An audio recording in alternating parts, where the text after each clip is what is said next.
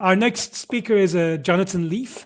And Jonathan also knows a thing or two about selling a business. And before we get Jonathan to speak, I just want to make sure that I thank him in front of everyone else because he was the first agency coach to say yes to this crazy idea of the agency growth book. So thank you, Couldn't say Jonathan. no.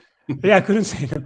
Well, thank you so much, and My pleasure. I think your initial yes and your initial support has created this avalanche and allowed us to do things well beyond our reach. And thank you for that. So now over to you for your talk. Fantastic. Well, I'm just going to share my screen. Okay. And can we see that okay? Yes, we can. Yeah, perfect. Okay, so the title of this is really "I'm an agency owner. Get me out of here." It's the title of my book, which is available on Amazon, and it's my story really. My story was I've been in. Sorry, just before I start that, if you've got a smartphone, just use that QR code or go onto menti.com and use the code at the top there because with this presentation, we're actually going to be able to interact with each other. Now, this is the first time I've actually done it, so hopefully it'll go well. I've done it live before and it works very, very well. So hopefully you've been able to scan that. The numbers on every slide anyway. Okay, has everybody been able to do that? I think so. Okay, so yeah, I've actually been 40 years in the marketing industry. I started in a traditional advertising agency when I was 23. And then I went on to actually found and build my own agency over 30 years. We started pre-digital and ended up as a 2 million agency and actually sold it in 2017 to a management buy-in. So when I was writing my book, I was thinking, well, actually, how many ways are there of selling an agency? And well, these are the only ones really. So, I mean, how are people on this plan at the moment? Do you have an exit plan? Are you sorted? Are you in planning? Is it on the agenda? I mean, have a go. Vote now, everybody. Should be able to vote. Don't know how fast. Yeah, there's a few coming in there. Any more?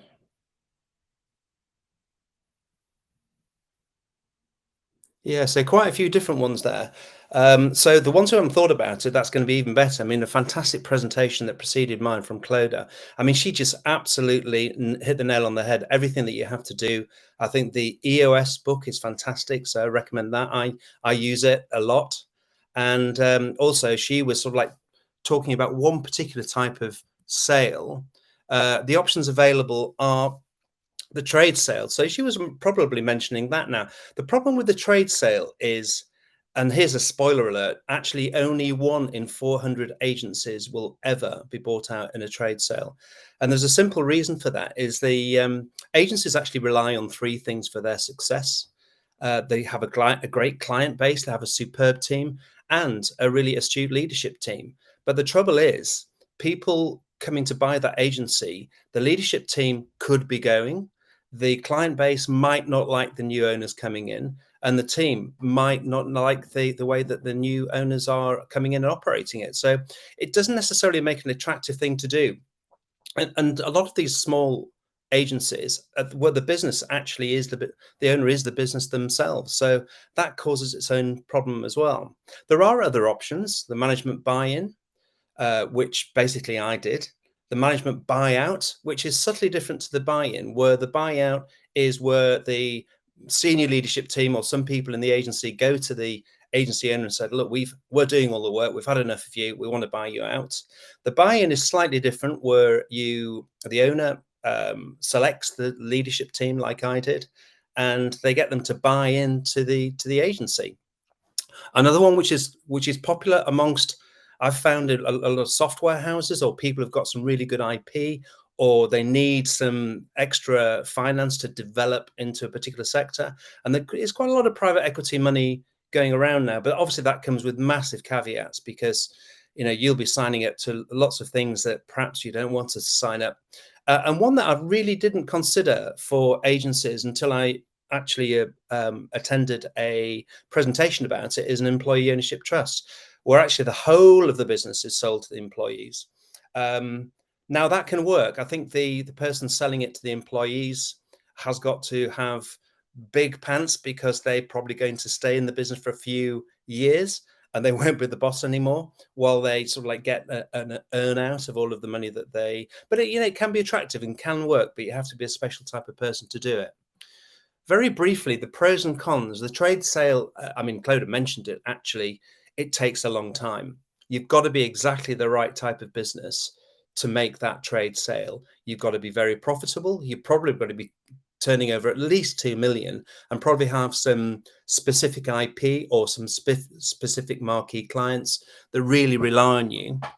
But again, as Clodagh said, the problem is the due diligence takes so long. You have to have a lot of people doing it. Now, your staff will realize something is going on, and you might get distracted. And by the time you look up, the business isn't what it was. And also, there will be caveats by the buying company on performance, and you probably will have an earnout, and that will be reliant on that performance. So it is tricky. The upsides, of course, is that they might be offering quite a lot of money if you've got a specialist agency. So that's the upside. But I definitely didn't want to do that. So I organized a management buy-in, but that needs you to spend some time building a solid senior leadership team behind you to actually buy the business from you. And also, probably what you want to do is you want to put a lot of money on your balance sheet, because effectively that's what you're going to be taking out of it, plus maybe a little bit on top of that. The management buyout, again, could happen quite quickly if the management's there and they're probably running the business already and they just want rid of you for whatever reason, then that's quite attractive. And I mentioned before, with private equity, there's going to be massive amounts of caveats. So you need really seriously good advice on that. And again, same with the employee ownership trust. So which option would you prefer if you were going to go for if you want to vote now? You see what people are thinking. Is it going to be the trade sale? Is it going to be a management buy-in, management buyout, private equity, employee ownership trust? Someone's gone straight in with the trade sale there. Management buyout. You might not be able to choose that. Certainly with the management buy-in, it probably took me about 5 years to organize the team to buy it from me. Any more? Well, interestingly, employee ownership trust, someone very, very brave there. Management buy-in, so very equal across the board there. You can keep voting, I think, because the slide will stay there. Okay, thank you very much for that. So now, Barris, I have done this because actually people can ask questions and I can see them. So does anybody want to ask any questions from that? I'll give it a minute or so just for it to come on. It's a very deep subject, and you've done a fantastic job on the book. My full chapter on I'm an agency owner, get me out of here is in the book. So I'll go into a little bit more detail.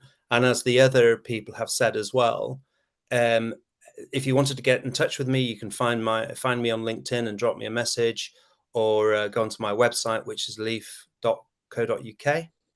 So with no questions. Can I ask you a question? Yeah, of course you can ask a question. Yeah, I'll stop sharing. And then well, thank you for the presentation, by the way. I think it was really, really nice, and it was great to have something interactive too.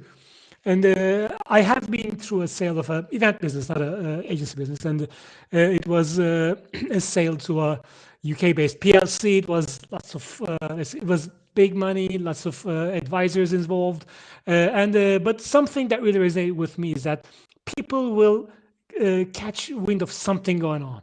Yeah, and people always, had, of course they will. and they have, and they Yeah. have. Yeah. So, what is the best advice you could give to really prevent that? Because I think Claudia said, make sure that you don't tell people before it's realized. But sometimes the process takes longer, and there are people that people don't know coming to the business, in and out, meeting rooms, and all that. So people do understand that something's going on. And do you have any advice on how to manage that bridge between? Well, I think the thing about it is that people will find out, they will if you don't tell them what's going on, they will guess, and they might guess the wrong thing, and that can potentially be even more dangerous. So I sort of disagree with Clodagh on that one. I think if it's just you and you've got a few meetings and they're off-site, then maybe you might get away with it. But I think if people are coming around looking at things, you can only hide certain things for so long. And once you've told one person, then it's no longer a secret. That's the old adage, isn't it? So for me, I mean, we managed on the management buy-in. Actually, I told everybody. Yes, I gave them 6 months' notice. I said, "Look, this is what's going to happen. We're working on it." I mean, bearing in mind, I was completely in control of the management buy-in, but the process still took 6 to 9 months to actually get across the line, and it was very, very simple. There was no complexity, there was no borrowings. We funded it ourselves, so really, it was a much easier process than a trade sale. Which comes with all of the due diligence. People notice what's going on. You can't avoid it, I'm afraid. Yeah. So that was my question. Is there any other questions you get on your to be honest, smart device? Off now, so yeah, Okay. I wouldn't be able to see them. But anyway, it was worth trying that Mentimeter because it's quite good to sort of have. Yeah, I like it. Interacting. Yeah. Super. Well, thank you so much. No, my pleasure. And we'll leave you to playing your wonderful guitar at the back. Oh yeah, thank you.